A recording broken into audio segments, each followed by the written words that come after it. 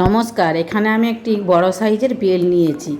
বেলও ঠিক নয়, এটাকে শিফল বলে। বেলটিকে ভেঙে 4 ভাগের 1 ভাগ নিয়ে নেব, আর বাকিটা আমরা বাড়িতে খেয়ে নেব। আমি এখানে সরাসরি চিনি ব্যবহার করছি না, তার জন্য এখানে আমি নকুলদানা দিচ্ছি। আপনারা চিনি দিতে পারেন, আর একটু স্বাদ বাড়ানোর জন্য বিট লবণ আর গোলমরিচ গুঁড়ো এইভাবে একবার হলেও বানিয়ে আপনারা বাড়িতে খাবেন। খেয়ে দেখবেন মন প্রাণ দুই জুড়িয়ে যাবে। লবণ আর লঙ্কা গুঁড়ো মাখিয়ে রেখেছিলাম গ্লাসগুলি সুন্দর দেখানোর জন্য। এগুলি আমি গ্লাসের মুখে লাগিয়ে দেব। দেখুন বেলের শরবতটা দেখতে কত সুন্দর হয়েছে, আর খেতে আপনারাই বানিয়ে খেয়ে কমেন্ট করে জানাবেন কেমন হয়েছে।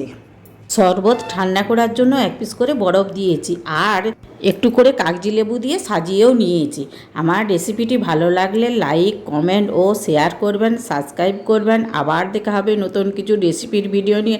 আপনারা ভালো থাকবেন, ধন্যবাদ।